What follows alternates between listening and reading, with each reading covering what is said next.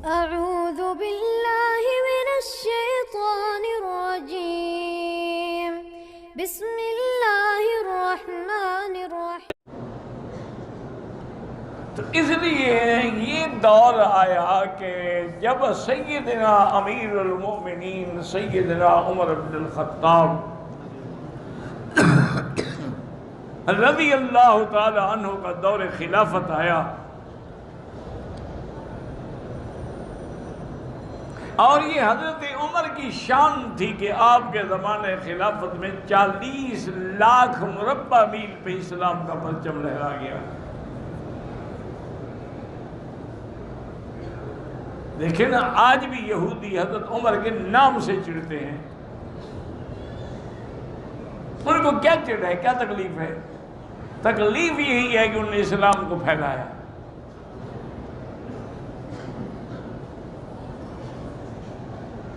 اسی طرح آپ کے انڈیا کی آپ تاریخ اٹھا کے پڑھیں، اس میں لکھا ہوگا فرشتہ، تاریخ فرشتہ یا تاریخ ہند یا اور بھی کئی کتابیں انڈیا کی تاریخ میں چھپی ہیں، جو انڈیا ایک ملک ہے، ایک تاریخ ہے۔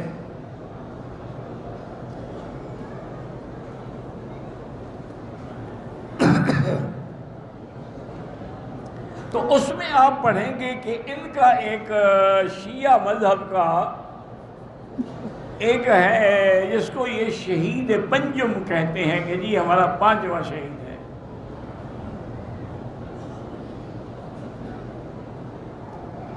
وہ اصل میں یعنی بدترین قسم کا شیعہ تھا۔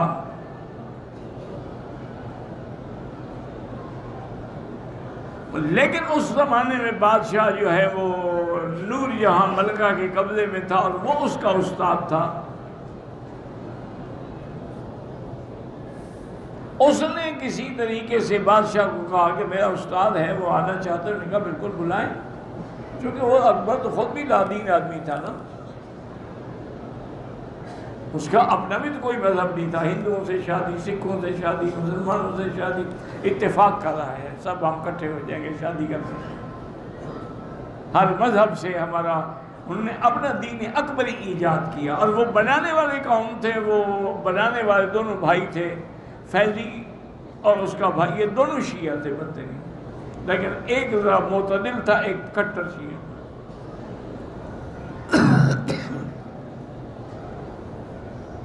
وہ آ گیا اس کا استاد۔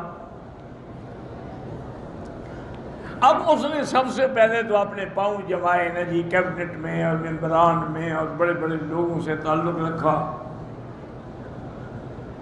جب اس نے دیکھا کہ اب میں مضبوط ہو گیا ہوں، اب مجھ پر کوئی ہاتھ نہیں ڈال سکتا ہے، تو اس نے ایک شعر کہا تھا جس کا مطلب یہ تھا کہ مجھے اپنی عمر سے بھی اس لیے نفرت ہے کہ اس میں بھی عمر کا نام آتا ہے۔ بھئی تمہاری عمر کتنی ہے؟ نام تو پھر عمر کا آ گیا نا۔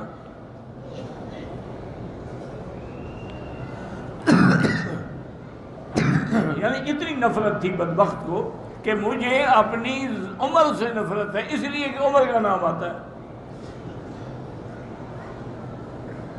کسی نے بادشاہ تک بھی یہ شعر پہنچا دیا۔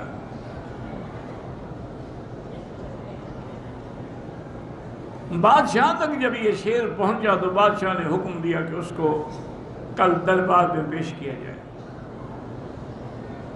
اس کو تو کوئی سوچ ہی نہیں تھی نا، بادشاہ میرا کیا بگاڑ سکتا ہے جب نور جہاں میرے ساتھ ہے، اور وہ تو فیصلے نہیں کر سکتا جب تک نور جہاں کندھے پہ ہاتھ نہ رکھے۔ بادشاہ نے اس سے پوچھا کہ علامہ صاحب اب یہ بتائیں یہ شعر آپ کا ہے، اور سوچ کے سمجھ کے جواب دینا۔ جب سوال جواب شروع ہوئے نا تو نور جہاں نے پیچھے سے کوشش کی بادشاہ کے جبے کو کھینچنے کی کہ کیا کر رہے ہو۔ اس نے کہا کہ ہاں میں نے یہ شعر کہا ہے۔ بادشاہ نے کہا پھر سوچ لو۔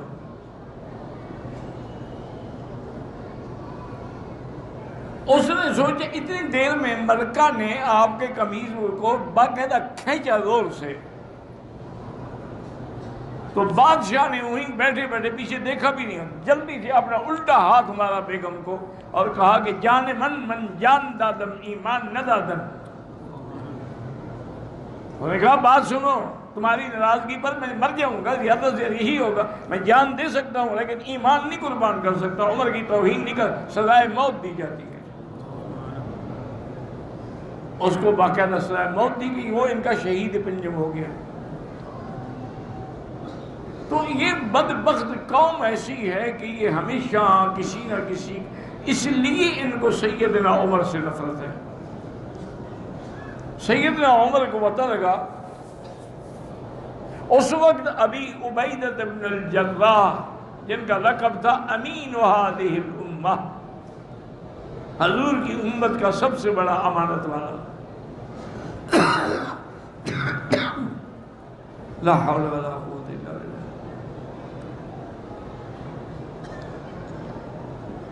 وہاں کے جو پادری تھے، ان کے بڑے بڑے ان کے راہب تھے، راہبان تھے، پیر تھے، مولوی تھے، علماء تھے یہودیوں کے، ان کے ہاں بھی بڑے پڑھے لکھے لوگ. اب بھی دنیا کی سب سے اچھی یونیورسٹیاں جو ہے بدقسمتی ہے وہ یہودیوں کی ہیں. مسلمان تو ماشاءاللہ گوشت کا کاروبار کرتا ہے نا، اس کو کیا پڑھنے پڑھانے سے؟